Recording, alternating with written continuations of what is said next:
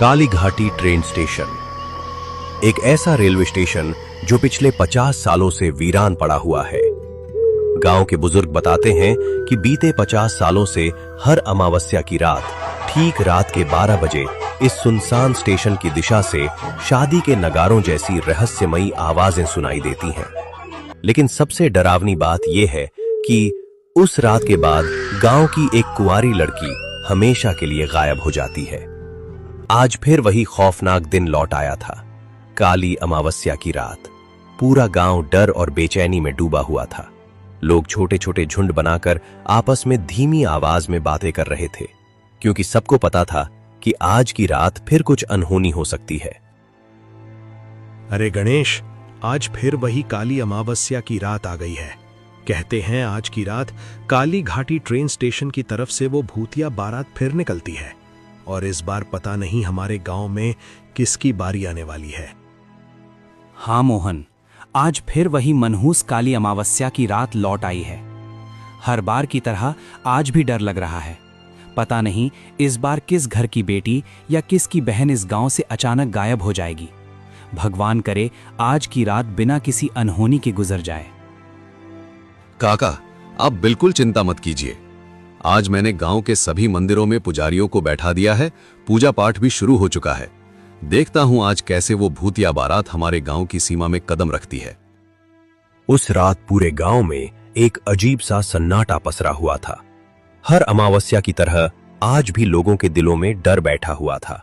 लेकिन इस बार गांव वालों ने ठान लिया था कि कुछ न कुछ उपाय जरूर करेंगे। गांव के मंदिरों में विशेष पूजा करवाई जा रही थी, ताकि उस रहस्यमयी बारात को गांव में आने से रोका जा सके। लोग मंदिरों में जाकर भगवान से हाथ जोड़कर प्रार्थना कर रहे थे। धीरे धीरे समय बीतता गया और देखते ही देखते शाम ढल गई। अब गांव में चारों तरफ अंधेरा फैलने लगा था। रात के लगभग 8 बज चुके थे। उसी समय गांव की एक छोटी सी चाय की दुकान पर कुछ लोग बैठे आपस में इस डरावनी बात पर चर्चा कर रहे थे।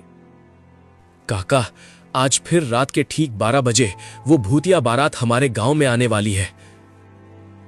लेकिन मुझे एक बात समझ नहीं आती, आखिर कब तक ये बारात हमारे गांव की कुंवारी लड़कियों को यूं ही उठाकर ले जाती रहेगी? क्या इसे रोकने का कोई रास्ता नहीं है? रघु ने गुस्से और बेचैनी से भरी आवाज में यह सवाल रमेश काका से पूछा। कुछ पल चुप रहने के बाद रमेश काका धीरे से बोले, बेटा, कोशिशें तो बहुत हुई थी उस भूतिया बारात को रोकने की, लेकिन इतना कहते ही रमेश काका अचानक चुप हो गए।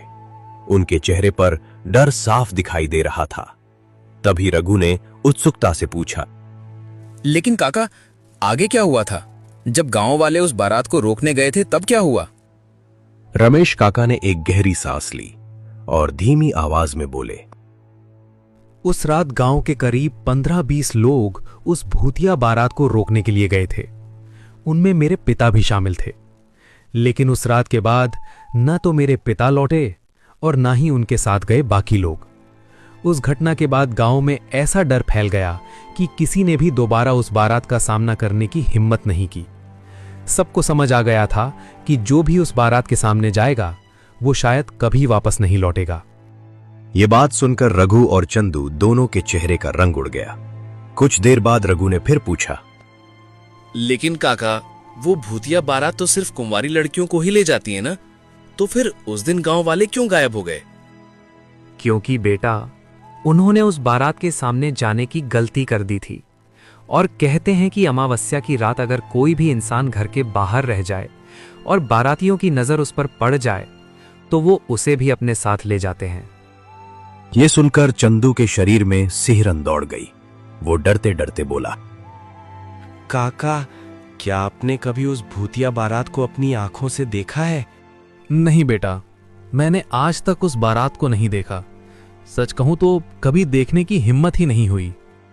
रमेश काका अपनी बात खत्म ही कर रहे थे कि पास बैठे रामू काका अचानक बोले, अच्छा, अब बहुत बातें हो गईं। सब लोग तुरंत अपने अपने घर चले जाओ। रात काफी हो चुकी है, 10 बज चुके हैं। रामू काका की बात सुनने के बाद वहां बैठे सभी लोग धीरे धीरे अपनी अपनी राह पकड़कर घरों की ओर चलने लगे। लेकिन रमेश काका की डरावनी कहानी सुनने के बाद रघु और चंदू के मन में एक अजीब सी उत्सुकता जाग गई थी। अब उनके मन में बस एक ही सवाल घूम रहा था, आखिर वो भूतिया बारात दिखती कैसी है। रघु ने धीरे से चंदू की ओर देखा और बोला, देख चंदू, हमें इतना तो पता है कि हर अमावस्या को वो भूतिया बारात गांव में आती है और किसी न किसी लड़की को अपने साथ ले जाती है। लेकिन सच बताऊं, हमने उसे आज तक अपनी आंखों से नहीं देखा। हाँ यार, ये बात तो तू सही बोल रहा है, लेकिन अब हम कर भी क्या सकते हैं। चल छोड़, अब मैं अपने घर जा रहा हूं। अरे सुन तो, मैं सोच रहा था कि क्यों ना आज रात हम दोनों घर ना जाएं। अगर हम छुपकर बाहर रहें तो शायद उस भूतिया बारात को अपनी आंखों से देख पाएंगे। कम से कम ये तो पता चल जाएगा कि वो दिखती कैसी है। अरे रघु, तू सच में पागल हो गया है क्या? अभी थोड़ी देर पहले रमेश काका क्या बता रहे थे सब भूल गया क्या? अगर उस भूतिया बारात की नजर हम पर पड़ गई ना, तो वो हमें भी अपने साथ ले जाएगी। मुझे अभी मरने का कोई शौक नहीं है भाई, अभी तो मेरी शादी भी नहीं हुई है। अरे ओ डरपोक, अगर गांव की सारी लड़कियां ही गायब हो गईं, तो फिर शादी करेगा किससे? कहीं कुत्तों से तो नहीं करेगा। और सुन, मैं भी इतना बेवकूफ नहीं हूं। हम उनके सामने थोड़ी ना जाने वाले हैं। हम तो बस कहीं छुपकर दूर से उस भूतिया बारात को देखेंगे। उन्हें पता भी नहीं चलेगा कि हम उन्हें देख रहे हैं। अब समझ आया? लेकिन अगर फिर भी उन्होंने हमें देख लिया तो? नहीं भाई, मुझे ये सब ठीक नहीं लग रहा। तूने सुना नहीं था, रमेश काका कह रहे थे कि अमावस्या की रात घर के बाहर नहीं रहना चाहिए। अरे चंदू, इतना डरपोक मत बन। हम किसी पेड़ या दीवार के पीछे छुप कर देखेंगे, वो भूतिया बारात हमें देख भी नहीं पाएगी। चल बस चुपचाप मेरे साथ। आखिरकार चंदू रघु की बातों में आ ही गया। दोनों चुपके से गांव से थोड़ा दूर निकल गए ताकि उस भूतिया बारात को देख सके। कुछ देर बाद उन्हें एक बड़ा पेड़ दिखाई दिया। दोनों उसी पेड़ के पीछे छुपकर बैठ गए।